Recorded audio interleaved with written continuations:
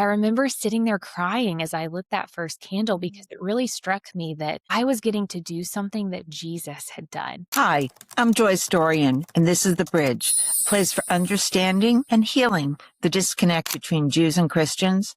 And I'm so glad you're here and that we're going to walk this bridge together. Today, here on The Bridge, we welcome Mariah Charnock. I met Mariah at an event where she was leading the presentation on Jesus and the festivals, which we'll talk about that later because that is such an incredibly worthwhile opportunity to experience. Mariah works at Light of Messiah. Last week, we had Murray Tillis, who is the founder of Light of Messiah, on talking about a lot of what the work that they do. But Mariah's story is just so inspiring, and I think we all need to hear it. So welcome, Mariah. Thanks for having me. I'm so excited to be here. Thank you. So how did you get involved with Light of Messiah? Were you always interested in Israel? Was this a new experience? How long have you been doing this? It started really when I was a kid. The Lord placed this love and this passion in me for Jewish history. So I was in the fourth grade when we learned about the Holocaust, and it's such a vivid memory in my mind. I can actually still see the textbook that we read from and the pictures. It's kind of burned into my memory. And when I learned about it, it just completely wrecked me. Fourth grade's pretty young. And it's a hard subject, obviously, but I remember thinking, man, I want to understand this. How could something so terrible happen? How could other people do something so terrible to a group of people? And it started me on this journey of learning and reading and just wanting to study the Holocaust and eventually Jewish history. And for me, it's cool to look back and see that the Lord really planted these seeds in my life at such a young age. And something that maybe could have just seemed like a random interest that I had has been at the thing that the Lord has used to propel me into ministry. That's really beautiful. Now, how has studying Jewish history impacted your relationship with the Lord? I would say that history is a passion of mine. I love all history, but Jewish history specifically, I was really blessed when I was in undergrad. I got the chance to go to Poland and actually study the Jewish history of Poland for a summer. And at that point, I really wasn't that strong in my faith. I wouldn't say that I wasn't a believer. I was raised in church with a good Christian home, and my parents are wonderful. They really love the Lord. But it was one of those things where you went to church because it was a thing you did, or at least for me it was. So there was really not a lot of depth to my relationship with the Lord, even at that point when I went to Poland to study history.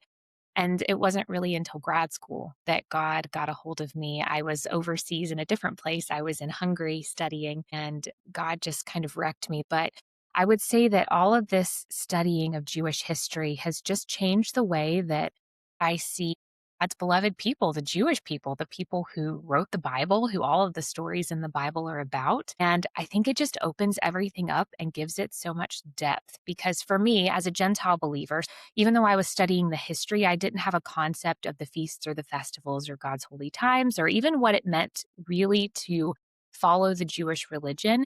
It has just opened up God's word for me in a whole new way. It's like getting a new set of glasses. Maybe you've had a hard time reading, everything's a little blurry, and all of a sudden you go to the eye doctor and you get these glasses and everything becomes much clearer. That's kind of how I look at my journey studying Jewish history and then learning about the feasts and festivals. It's like that clear picture where before everything's been a little blurry, maybe not fully made sense. And then all of a sudden things sort of click into place. And that's kind of how I view all of this for me. You were in Poland, you were in Hungary. What were you doing there? Yeah, so Poland specifically, I was there taking a class at Jagiellonian University studying Jewish history. It actually, for a nerd like me, was such an amazing opportunity. We got to take classes from the world's foremost Jewish historian. And so to be in a place where so much Holocaust history specifically happened, but even beyond that, that was really my first time getting to learn history of the Jewish people, modern Jewish history, but beyond the Holocaust. So understanding that Jewish people had been in Europe since the Middle Ages and before, and getting to learn about that.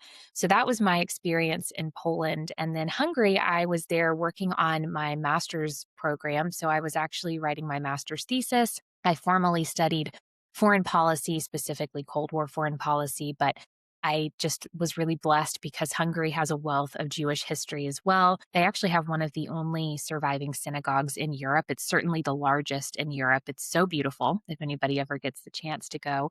But just getting to be there and walk the streets and see the ghetto and these places where Jewish people had lived, and terrible things had happened, but good things had happened too. So getting to be in Hungary and see all of that was such a blessing. And like I said, it's Hungary is such a big part of my personal story and how God got a hold of me and showed me what it looked like to really have a personal relationship with him. I will say there's nothing like going to a foreign country where you don't speak the language and you don't know anybody and you're kind of all on your own to give the Lord a chance to really get in there and do some work. So, what was it like for you when the Lord reached out to you then? Oh, Did he lay on your heart? I remember getting off the plane. I had always wanted to move overseas for a longer period of time. I love to travel. I have a little bit of wanderlust. And so it was always a dream of mine to move to Europe just for a period of time and really see what it was like to live overseas and have that experience. And I remember getting off the plane in Budapest. I was in my late 20s. I think I was probably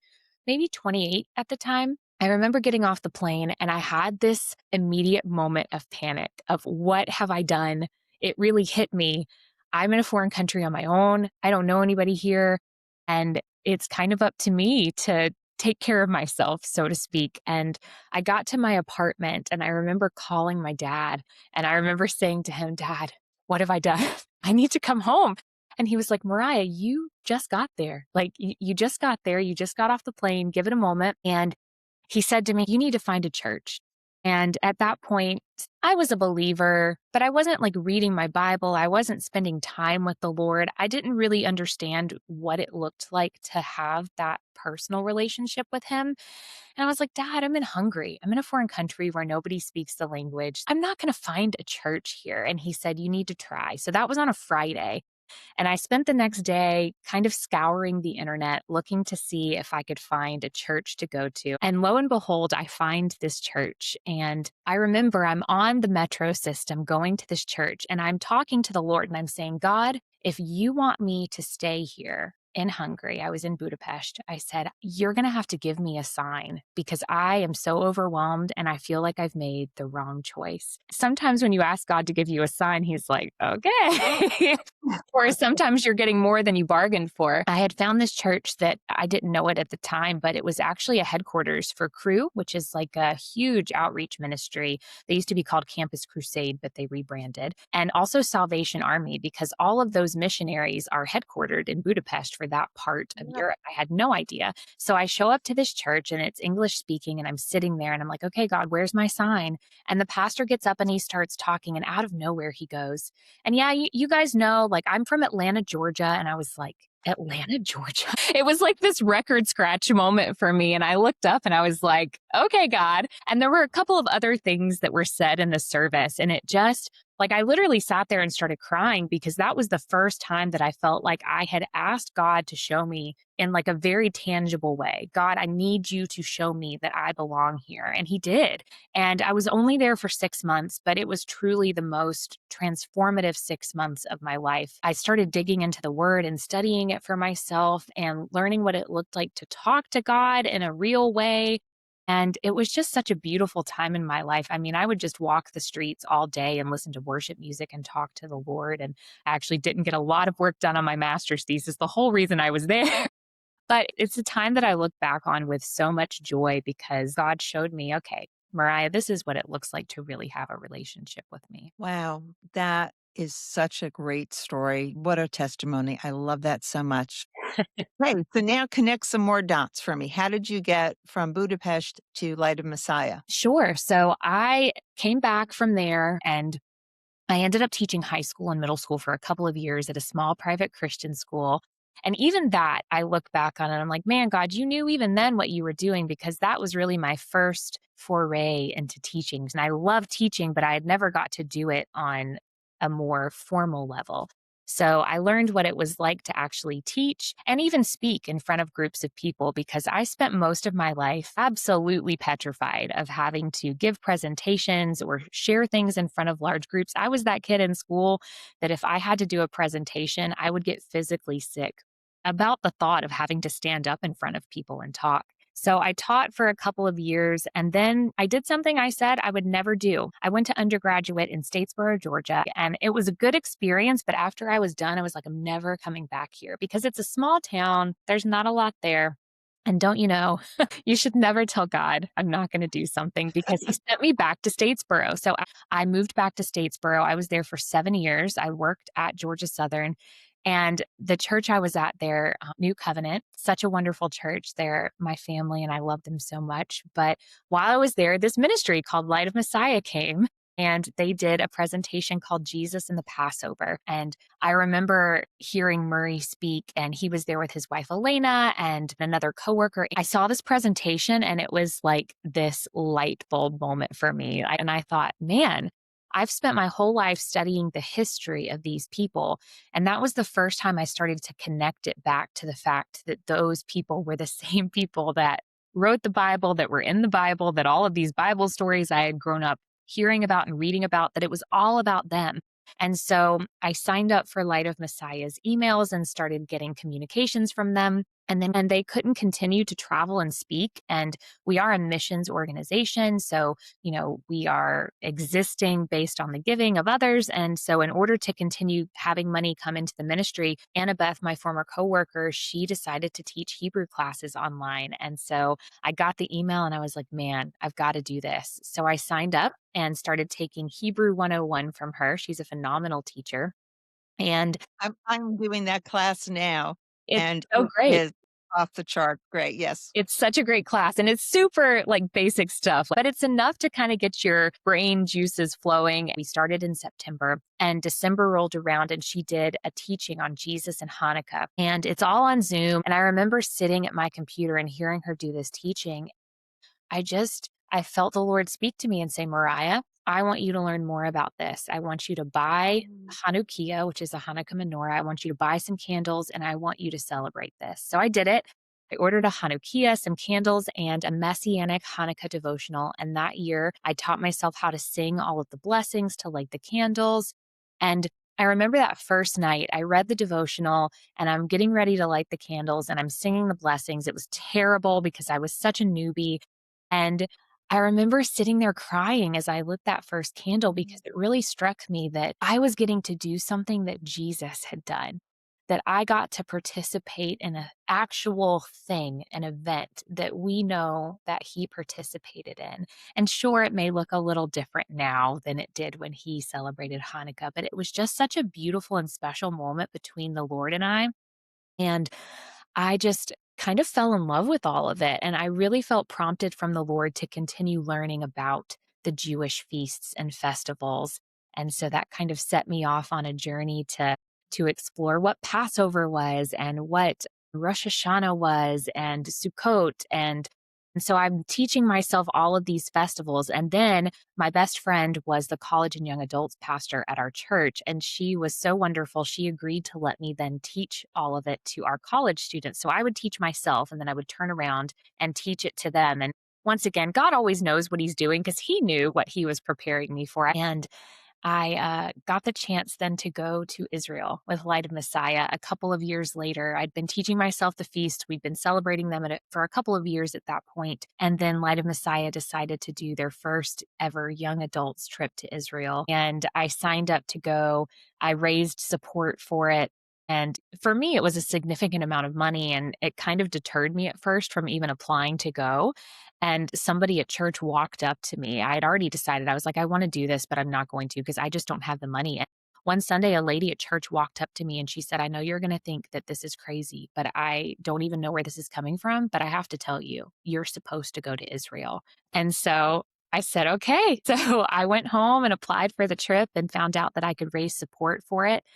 And I sent out, I think, 84 letters. And within a month, all of the money had come in and only like 8 people had donated. So, and I mean, I was walking into church and people were walking up to me and just handing me a check or some money and saying, this is for you. When God tells you to do something, he always provides. And for me, it was such a testimony of who he is and how we can trust him and how faithful he is to provide for us when he calls us to do something. And man, going to Israel completely changed my life. I always tell people if you ever get the chance to go, I know now is not the best time, but it will open the Bible up for you even more in a new way. And yeah, I went to Israel with Light of Messiah. We would go out on the streets and talk to Israelis at night. And one of the things I love about Israel is they're so open to conversation there. I mean, we would just hang out in squares and talk to people and get to know them and ask them questions about their faith and what they believe and what do you know about Jesus? What have you heard about him? And it was just such a wonderful experience. And I remember saying to Murray at one point, Murray, don't you want to hire me? And he kind of laughed and brushed it off. But it was really when we were sitting on one of our last days, we were on the Mount of Olives. It's my favorite place in all of Israel. And we were sitting there looking down on the East Gate, and Annabeth, my former coworker, was doing a teaching. And I'm sitting there journaling, and she read this verse, and it's Isaiah 52:7, one of my favorite verses. And it says, how beautiful upon the mountains are the feet of those that carry the good news, which is the gospel, that publish or bring peace or shalom. And as she read that verse, I felt the Holy Spirit speak to me, almost not in an audible way, but it was so real to me in that moment. And I felt him say, Mariah, this is what I've called you to. And I remember writing it down in my journal and saying, that's cool, Lord, but like, what does that even mean? And I wrote it down and we came back home. And a few weeks later, Murray and Annabeth were in Statesboro. We were going to talk about their upcoming young adults trip to Israel. They had asked if I would come and share my experiences. And we went to dinner before. And while we were sitting at dinner, Murray kind of slid a piece of paper across the table and I flipped it over and it was a job offer asking me to come work for Light of Messiah. So for me, it's such a testament of who God is every time I get to share my story because he started at such a young age. And all of these bits and pieces that, if you look at them not as a whole, they could just seem like random things. But for me, it's a piece of this big story that God's been writing for me. This Gentile girl from South Georgia who didn't even know any Jewish people growing up. And yet, God was preparing me all along to do what I do now. And honestly, I can't imagine doing anything else. I have the best job in the world. It doesn't even feel like a job. It's just a calling. Mariah, I am so touched by your story. I'm fighting back tears. You just warm my heart so much. As someone who is Jewish, who is new to having found the Lord and did grow up with a lot of negativity toward me for being Jewish, it's just the most beautiful thing to realize just how many Gentiles, how many Christians just truly embrace the Jewish origins and see the Jewish Jesus. It's a beautiful thing. And there's so much unawareness and lack of education on both sides, on both the Jewish side and on the Christian side.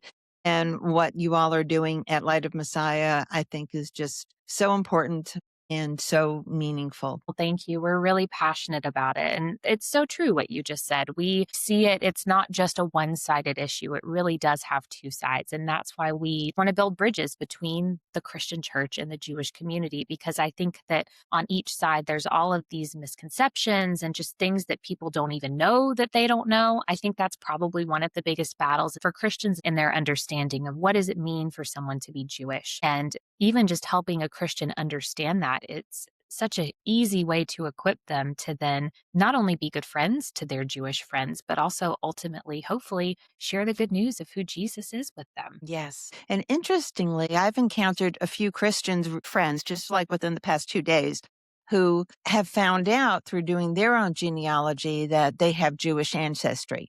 And I guess a lot of people don't really realize how many Jewish people converted over the centuries. There were so many forced conversions if we look throughout different historical periods where different rulers would say, if you don't convert from Judaism to Christianity, you can't stay here. We saw that in Spain and Portugal with Ferdinand and Isabella, the people that most people know for sending Columbus on his voyage around the world.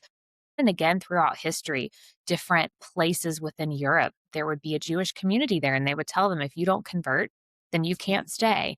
That, or it could have been even worse. It could have been death. And I do think that's why we see so many people now who they do these genealogy tests or DNA tests, and they're like, man, I have Jewish ancestry and I had no idea. For me, I will say I have done one. I have none. All of my Jewish friends are always like, are you sure, Mariah, that you don't have like a little bit? And I'm like, 0%, like almost 100% Irish. No Jewish in there at all. Mariah, what are some of the programs that you're involved with that Light of Messiah does? I experienced Jesus in the festivals, which I went in as a Jewish person thinking, oh, I know all of this. And I was very surprised. And even in reading the Bible, which in parts that I've read a whole bunch of times, and yet it was like, I didn't catch that. Look at that. Yeah. So I thought your program was very outstanding. Oh, thank you. It's such a privilege to get to share all of this because it really does open up the word in a way that's just, it's like bringing it into focus, I guess is a good way to put it. And so we have quite a few different presentations that we do. Murray, particularly, he loves to travel and share his testimony. He also will do some preaching on Isaiah 53 and a couple of other books out of the Bible. We just finished Passover season, which is so busy for us. We call it our tax season because we travel and we do Jesus in the Passover. So it's a Passover Seder, but really helping everyone see how Jesus would have celebrated it and what Passover says about who Jesus is and what he used it to teach about himself. We do that. We do Jesus in Hanukkah, Jesus in the festivals, where we walk through Leviticus 23 and kind of connect all of God's appointed times and show how Jesus has fulfilled or will fulfill those. And so we travel and do a lot of that. And then my job with the ministry specifically is community outreach. So I spend a lot of my time in the Jewish community, and I feel really blessed to get to do it. I do a lot at the Bremen Museum, which is the Jewish Museum and Cultural Center in Midtown Atlanta.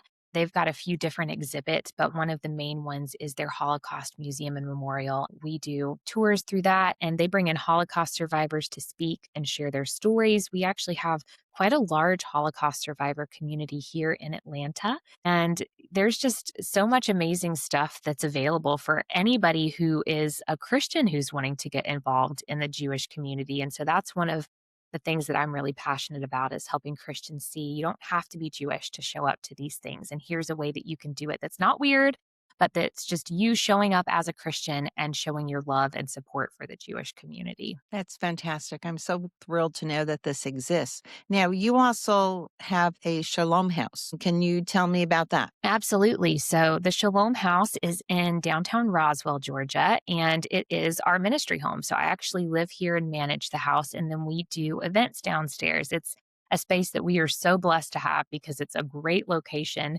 And we just finished Passover season. So we did about 5 nights, or actually 6 nights of Jesus in the Passover here at the house. And we celebrate most of the feasts and festivals here. So we do have some upcoming things. We're going to be doing Shavuot here, or Pentecost for Christians who aren't familiar with that term. It's called the Feast of Weeks in the Old Testament.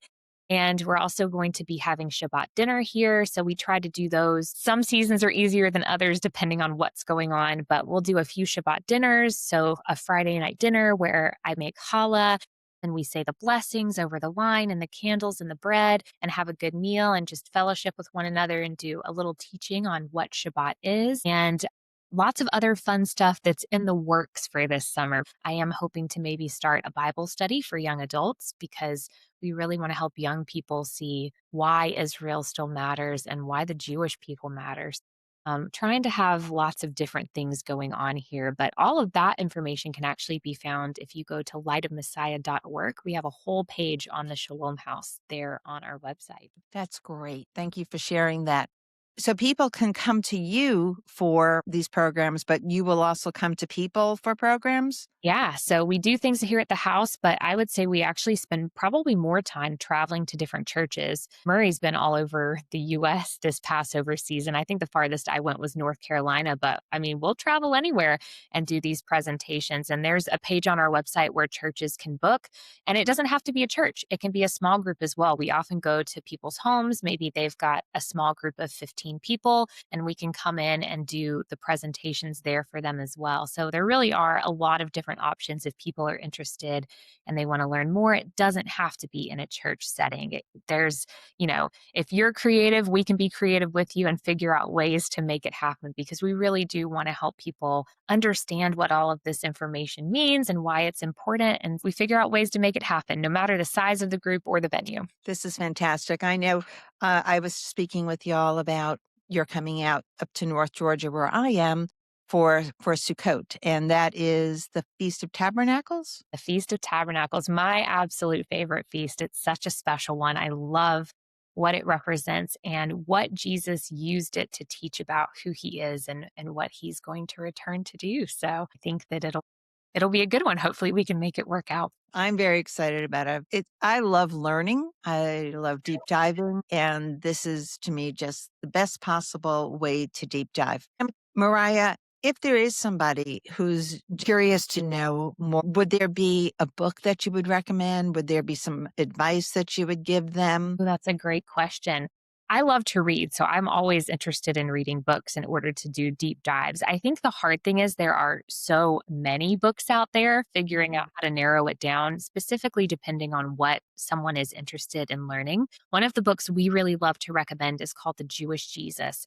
I can't remember the author off the top of my head, but he is a Jewish believer. And I think it's such a great book because it's a really easy read. It's not a long book. He's not using crazy words that people are going to be like, what does that mean? It's not super high level theological writing, if that makes sense. It's very accessible. And I think he does a great job of explaining what it means for someone to be Jewish, why does that matter, but also how did it get disconnected? How did the Jewishness of the faith get disconnected from the Christian faith? Because they started out as the same thing. All of the early believers in Jesus, the early church, they were all Jewish. And so he really does a good job of explaining how that got disconnected and kind of laying it out for people. And I really think that that's a great place for someone to start. I think understanding the history and why certain things happened makes it easier to understand where we've ended up today because a lot of Jewish people know the history. They know the persecution they faced at the hands of the church over the years. And so I think having at least a basic level understanding of all of that helps when you're talking to your Jewish friends because, for me, I love my Jewish friends because they're my friends, they're my people, and I love spending time with them and being with them. And regardless of where they're at in their faith walk, whether they're atheists or follow another religion, obviously I want for them to know Jesus. I want them to understand who he is, but I love them regardless. But I think having all of that background information, that's a great place to start. I love that. Have you all ever thought of doing a book study on that book? Actually, it's funny that you should ask. That's one of the things I have on the calendar for this summer. So, anyone listening who's interested, be on the lookout. I'm trying to get a book club together. It would be our first one that we've done at the Shalom House, and it would be for the month of June for maybe one day a week, probably just three weeks, three meetings, and we would go through the book together. And if anybody is wanting to kind of know, how do I keep up with all of this stuff? If you go to our website, there's actually a little box that'll pop up and people can submit their information if they want to be added to our email list, which is the best way to kind of keep up with all the different events that we do, not just here at the house, but out in the community. That's fantastic. And I will put the link in the description, lightofmessiah.org, but the link will be in the description as well. So, wow. Mariah, this has been so wonderful. I've really enjoyed picking your brain, getting to know you, hearing your very encouraging story. And I really feel like you've given us a lot of great tangible, actionable ideas, directions that we can move forward with. Are there any other thoughts that you've had that something that you might want to say to both either the Jewish or Christian community that we didn't say yet?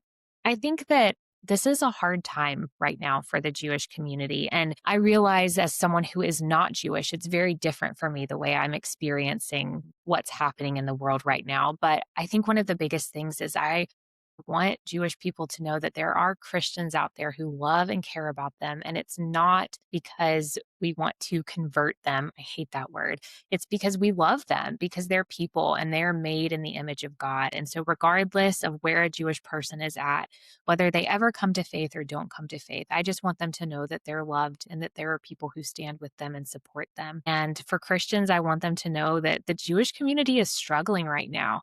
And what better way to be the hands and feet of Jesus than to just show them love and to be available and to be present? And I think that we have a real opportunity as Gentile believers, as members of the church, to actually be the hands and feet. And And so I hope that Christians will remember that and that they'll go get involved in the Jewish community because Jewish people notice when Gentiles show up. They're always like, "What are you doing here?" But it leads to the most amazing conversations. Yes. And again, I feel like I need tissues, like I'm going to cry. Mariah, thank you so much for joining us here on the bridge today. This has been wonderful. And I hope our viewers will come back for many more wonderful conversations. Thank you all. Be blessed. Don't forget to like, comment, subscribe, and share.